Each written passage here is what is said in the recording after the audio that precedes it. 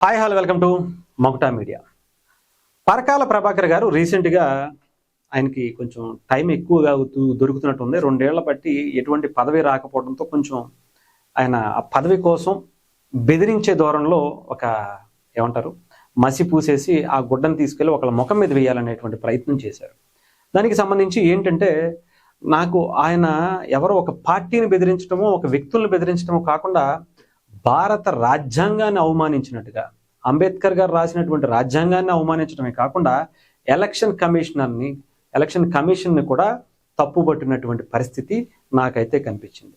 ఎందుకు అంటే ఆయన ఇచ్చినటువంటి అలిగేషన్స్ ఒక్కసారి మనం చూస్తే కనుక మొన్న 2024లో ఆంధ్రప్రదేశ్లో జరిగినటువంటి ఎలక్షన్స్ గురించి 175 నియోజకవర్గాల్లో కూడా ఉదయం 7 నుంచి సాయంత్రం 6 వరకు 7 వరకు ఎలక్షన్స్ జరుగుతూ ఉంటాయి. అంటే ఎవరైనా సరే ఆ టైంలోపు వచ్చి ఓటేయచ్చు.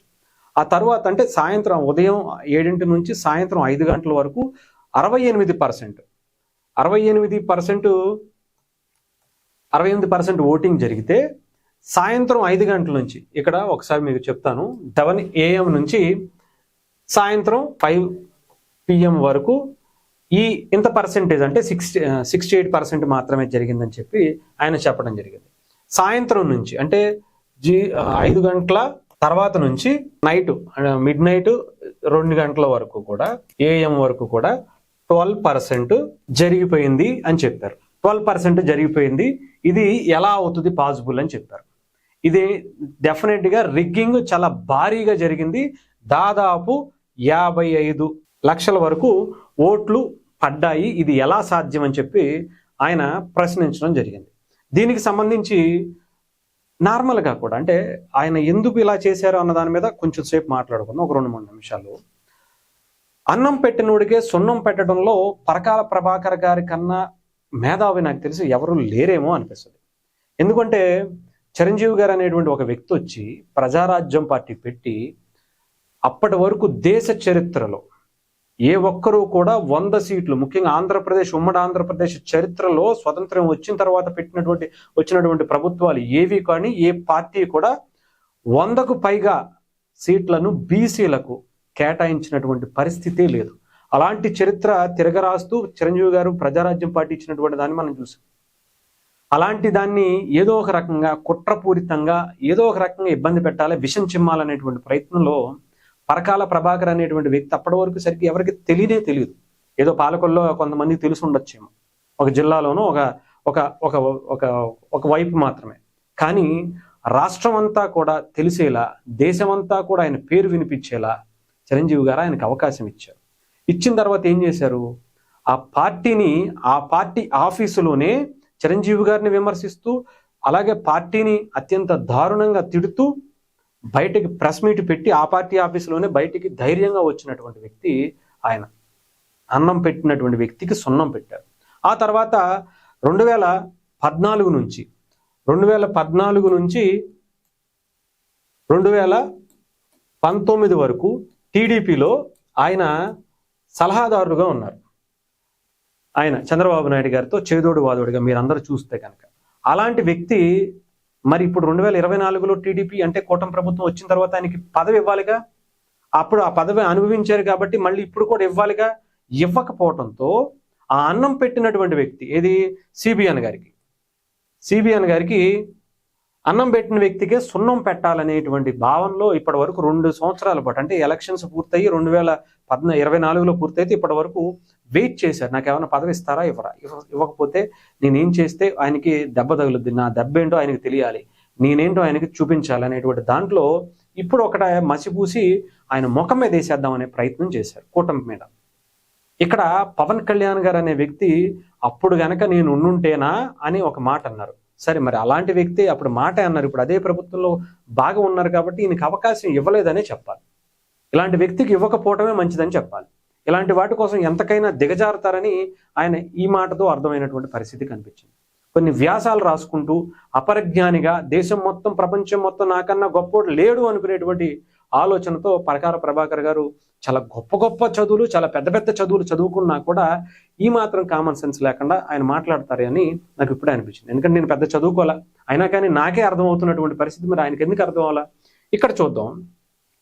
7 గంటల నుంచి 5 గంటల వరకు, 7 అంటే 8, 9, 10, 11, 12, 1, 2, 3, 4, 5 అంటే 10 గంటలు. ఇక్కడికి 10 గంటలు పట్టింది, అవునా?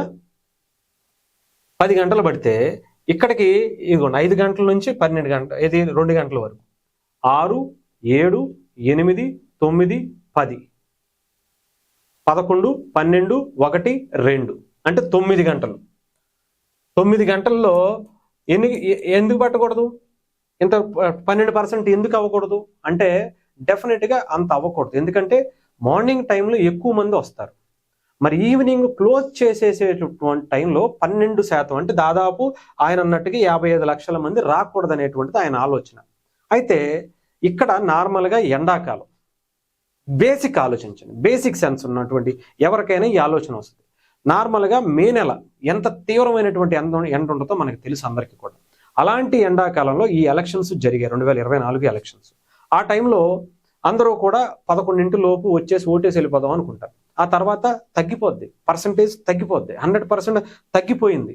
తర్వాత సాయంత్రం మళ్ళీ చల్లబడటం అంటే 4 తర్వాత మళ్ళీ పోటెత్తినటువంటి పరిస్థితి కనిపించింది. పోటెత్తడం అంటే మరి వివచ్చంగా కాదు, ఈయన అన్నట్టుగా ఈ దీంట్లో కనీసం ఓ 30% లేదంటే ఒక 50% ఆ సాయంత్రం నుంచి నైట్ 12 లోపు ఓటు జరిగిపోయిందంటే పరకాల ప్రభాకర్ గారు చెప్పినటువంటి నిజమే అని అనిపించేది. కానీ అక్కడ అలా జరగలేదు కదా. సాయంత్రం నార్మల్గానే చల్లబడిన తర్వాత కొంతమంది వస్తారు, ముసలోళ్ళు, కొంచెం ఏజ్డ్ పీపుల్స్, ఇంకొకళ్ళు కొంతమంది ఆ టయానికి వచ్చేటువంటి పరిస్థితి ఉంటుంది. దాన్ని బట్టి ఇక్కడ ఎంత మనం అనుకున్నట్టు 12% అవటంలో తప్పేంటి? సరే, ఇది కూడా పక్కన పెడదాం. ఆయన అపర మేధావి, ఇక్కడ కూడా ఆయన చెప్పింది నేను తప్పు అనుకుందాం, ఆయన దగ్గర కరెక్ట్ అనుకుందాం, అవ్వకూడదు. ఏదో ఒక జిల్లాలో కానీ దాదాపు కొన్ని వేల పోలింగ్ బూతులు ఉంటాయి. ఒక నియోజకవర్గానికి వచ్చి కొన్ని వందల పోలింగ్ బూతులు ఉంటాయి. అలాంటిది రాష్ట్రం మొత్తం అంటే కొన్ని వేల పోలింగ్ బూతులు ఉంటాయి. ఏదో ఒక జిల్లాలోనో ఒక నియోజకవర్గంలో 55 లక్షలు అంటే అది ఇంపాసిబుల్. బట్ 2-3 నియోజకవర్గాలు, ఒక జిల్లాలో 55 లక్షల ఓట్లు ఇలాగే పడిపోయాయి అంటే ఓకే, ఆలోచించాలి, అక్కడ ఏదో రిగ్గింగ్ జరిగింది అనేటువంటి ఆలోచన వచ్చు. 175 నియోజకవర్గాల్లో, ఓకేనా, 175 నియోజకవర్గాల్లో అన్ని వేల పోలింగ్ బూతుల్లో 12% అవటం పెద్ద విషయమా? 55 లక్షల ఓట్లు పడటం పెద్ద విషయమా? దాదాపు 5 కోట్ల మంది ఉండేటువంటి ఆంధ్రప్రదేశ్లో 80%, 70% వేసుకున్నాం పడినటువంటి ఓట్లు, దాంట్లో 55 లక్షల ఓట్లు పడడం పెద్ద విచిత్రమా? సరే, ఇక్కడ కూడా నాదే తప్పు అనుకున్నామండి. సరే, నేను ఫెయిల్, ఇక్కడ కూడా నేను పెద్దగా చదువుకోలేదు, నాకు అంత జ్ఞానం లేదు, ఆయనే పెద్ద తోపు, ఆయనే అపరజ్ఞాని అని చెప్పి అనుకుందాం పోనీ. సరే, ఇంకాస్త ముందుకు వెళ్తే 175 నియోజకవర్గాల్లో ఏ ఒక్క నియోజకవర్గంలోనో లేదంటే ఒక పోలింగ్ బూత్లోనో 2 పోలింగ్ బూత్లోనో రిగ్గింగ్ జరిగిందంటే సరే, ఓకే అనుకోవచ్చు. అప్పటి ప్రభుత్వం ఎవరున్నారు, అధికారంలో ఎవరున్నారు? వైఎస్ఆర్సీపీ పార్టీ ఉంది. ఆ పార్టీ ఊరుకునేటువంటి మనస్తత్వమా? ఈవీఎంలే నేలకేసి కొట్టినటువంటి పార్టీ కదా, ఎమ్మెల్యేలే, సాక్షాత్తు ఎమ్మెల్యేలు ఈవీఎంలు పగలగొట్టినటువంటి చరిత్ర కదా. మరి ఆ పార్టీ ఊరుకుంటుందా? ఇంతలా ఒక నియోజకవర్గంలో జరిగితే అనుకోవచ్చు, రాష్ట్రం మొత్తం జరిగితే ఊరుకునేటువంటి పరిస్థితి ఉంటుందా? చెప్పండి, ఆలోచించండి. సరే, ఇక్కడ కూడా పక్కన పెడతాం. సరే, ఈ 175 నియోజకవర్గాల్లో ఒక 10 నియోజకవర్గాల్లో లేకపోతే 10 పోలింగ్ బూతుల్లో లేకపోతే 100 పోలింగ్ బూతుల్లో రిగ్గింగ్ చేయడానికి అవకాశం ఇచ్చేశారు, వాళ్ళు చేసుకున్నారు, వాళ్ళు యథేచ్ఛగా చేసుకునేటువంటి అవకాశం ఉందని అనుకోవచ్చు. 175 నియోజకవర్గాల్లో కూడా జరిగిపోయిందంటారా? అలాగా అన్ని నియోజకవర్గాల్లో కూడా ఇదే పర్సంటేజ్తో జరిగినటువంటి పరిస్థితి ఉందంటారా?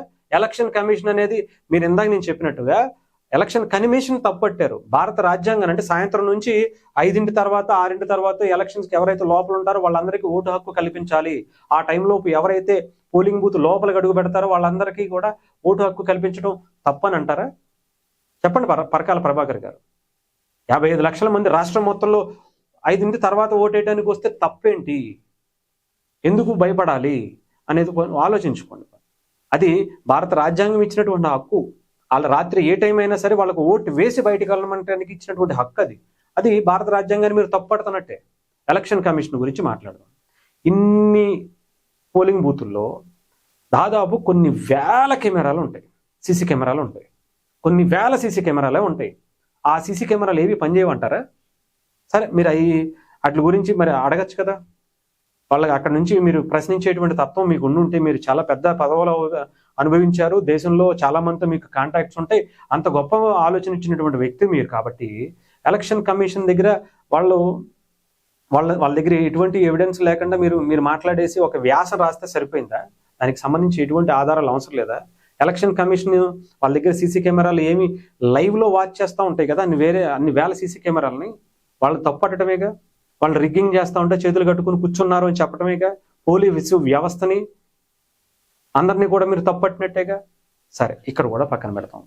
సరే, మీ దగ్గర ఆధారాలు ఉన్నాయండి, మీరు చాలా గొప్ప చదువులు చదువుకున్నారు, చాలా పెద్ద పెద్ద పదవులు అనుభవించారు, పదవుల్లో ఉండొచ్చినటువంటి వ్యక్తులు, మీకు చట్టాల గురించి న్యాయాల గురించి అన్నీ మీకు తెలుసు. మీ దగ్గర ఎవిడెన్స్ ఉంటే కోర్టుకి వెళ్ళొచ్చు కదా. దీని మీద నాకు అవకతవకలు జరిగాయని చెప్పి కోర్టుకి వెళ్ళి ఒక పిల్లు పడేయచ్చు కదా. కోర్టు మీకు దానికి సమాధానం ఇస్తుంది కదా, ఎలక్షన్ కమిషన్ సమాధానం ఇస్తుంది కదా, ప్రభుత్వం సమాధానం ఇస్తుంది కదా. లేదు, నాకు సీసీ కెమెరాలకు సంబంధించినటువంటి నాకు దీని మీద డౌట్ ఉంది, నాకు ఒకసారి సీసీ కెమెరాల ఫుటేజ్ కావాలని చెప్పి ఒక ఆర్టీఏ అప్లై చేయొచ్చు కదా. మినిమం సెన్స్ కదండి, మినిమం కామన్ సెన్స్ కదండి. ఆ మాత్రం తెలియకుండా ఎలా ఇంత అపరమేధం అయిపోయారు, ఇంత గొప్ప చదువులు చదివేశారు? ఈ మాత్రం మరి నాకైతే అనిపిస్తుంది. మరి మీరేమనుకుంటున్నారు కమెంట్స్ రూపంలో తెలియజేయండి. కింద ఉన్నటువంటి వ్యక్తులు కూడా ఎవరైతే పరకాల ప్రభాకర్ గారా లేదంటే జనాలకైనా అర్థమవుతున్నటువంటి పరిస్థితి అయితే నాకు కనిపిస్తుంది. ఆలోచించుకోండి, నేను చెప్పింది నిజమో కాదు. ఒక్కసారి ఆయన చంద్రబాబు నాయుడు గారి మీద ఆయనకు ఉండేటం ఏదైతే 2014 నుంచి 19 వరకు నేను ఉన్నాను, ఇప్పుడు నాకు ఎందుకని పదవి ఇవ్వలేదని 2 సంవత్సరాలు వెయిట్ చేశారు. వెయిట్ చేసి నాకేం రాకపోవడంతో ఇప్పుడు ఆయన బయటకు వచ్చి ఆయన అక్కసు విషం చిమ్మేటువంటి ప్రయత్నం చేస్తున్నారు. అన్నం పెట్టిన వాడికి సున్నం పెట్టడానికి ఆయన చాలా బలంగా ప్రయత్నిస్తున్నాడు అని నాకైతే అనిపించింది. ఏమంటారు? కాదంటారు? మీ అభిప్రాయాన్ని కూడా కమెంట్స్ రూపంలో తెలియజేయండి. నచ్చినట్లయితే షేర్ చేయండి, సబ్స్క్రైబ్ చేయండి.